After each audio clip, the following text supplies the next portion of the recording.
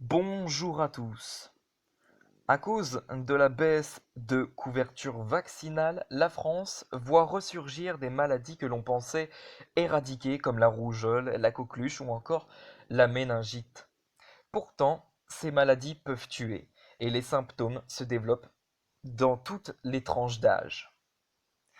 La couverture vaccinale baisse en France, et ce n'est pas sans conséquence. Chaque mois, des personnes meurent en France à cause de la réapparition de maladies infectieuses, des maladies qu'on avait pourtant éradiquées dans notre pays. La rougeole a par exemple refait surface dans plusieurs régions, dont l'Occitanie. Quelques 324 cas y ont déjà été recensés depuis le début de l'année. Parmi eux, 91 personnes ont dû être hospitalisées, et dont 25 avec des complications très sérieuses comme des infections pulmonaires graves ou encore des problèmes neurologiques. Et si c'est l'Occitanie qui est la région la plus touchée par ce phénomène, ce n'est pas un hasard. C'est l'une des régions où l'on se vaccine le moins contre la rougeole.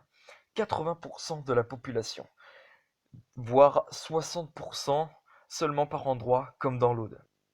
Pourtant, l'Organisation mondiale de la santé le dit. Pour que ce virus arrête de circuler dans un territoire, il faudrait 95% de la population vaccinée. 324 cas de rougeole ont été recensés depuis le début de l'année en Occitanie. Prenons un exemple. À Toulouse, l'école d'ingénieurs de Purpan a même fait face à une épidémie qui a frappé 17 étudiants en quelques jours. 5 d'entre eux ont même été hospitalisés et les festivités du centenaire de l'école ont tout simplement été annulées. Éric Ladger, le directeur de cette école, qui attendait pour l'occasion 3000 personnes, euh, a parlé. C'était raison gardée que de dire tant pis, la mort dans l'âme, on annule. Si je dois tirer un avantage de ça, c'est qu'ils se sont aperçus qu'il pouvait y avoir des conséquences.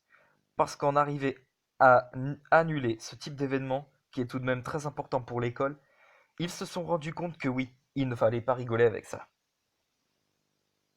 L'école a même mis sur pied une véritable campagne de prévention en demandant à tous ses étudiants de vérifier qu'ils étaient vaccinés.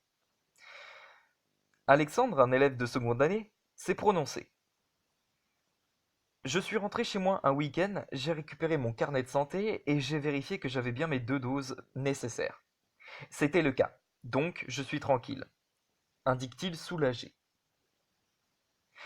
Cette méconnaissance de l'état vaccinal n'étonne pas la docteure Anne Guignard de l'Agence régionale de santé, qui a remarqué que les 18-24 ans sont très peu au courant de leur vaccin. Je cite, les gens pensent souvent que la rougeole est une maladie infantile, mais elle circule dans toutes les tranches d'âge.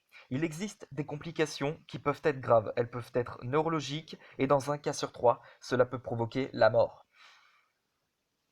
Mais les jeunes adultes ne sont pas les seuls à être touchés par ce type de maladie que l'on pensait disparue. Chaque année en France, des enfants, des bébés même, meurent ou se retrouvent en soins intensifs parce qu'ils ne sont pas vaccinés. Une étude menée sur les cas de bébés et d'enfants de moins de 16 ans hospitalisés ou décédés en réanimation pour une infection bactérienne grave les 5 dernières années montre que dans la majorité des cas, ces enfants non vaccinés sont entrés à l'hôpital pour un méningocoque C ou encore un pneumocoque. Deux bactéries qui provoquent des méningites et contre lesquelles on a pourtant des vaccins efficaces. Rien que dans le Grand Ouest, on dénombre 20 décès, dont des bébés de moins d'1 an et une dizaine d'enfants qui ont gardé de graves séquelles. L'entourage non vacciné peut contaminer. L'autre élément qui inquiète le corps médical, c'est la non-vaccination des familles qui viennent d'avoir un heureux événement, en particulier concernant la coqueluche. On a des cas de coqueluche qui sont souvent de forme grave, qui surviennent dans les 3 premiers mois de vie avant que l'enfant ait été vacciné. La raison essentielle, c'est que l'entourage n'est pas vacciné. Ce sont des enfants qui sont dans un état sévère qui justifie qu'ils aient de l'oxygène, qu'ils soient ventilés et hospitalisés sur des périodes relativement longues. Pourtant, en cas de doute, il est très simple de savoir si l'on est vacciné. Il suffit de prendre rendez-vous chez son médecin. À 25 ans, tout le monde est censé faire un rappel pour la coqueluche. Et bien voilà ce qui conclut cette vidéo, j'espère qu'elle vous aura plu et que surtout ça vous aura mis la puce à l'oreille. Sur ce, je vous laisse ici, puis je vous retrouve tout à l'heure pour le bulletin météo. À tout à l'heure.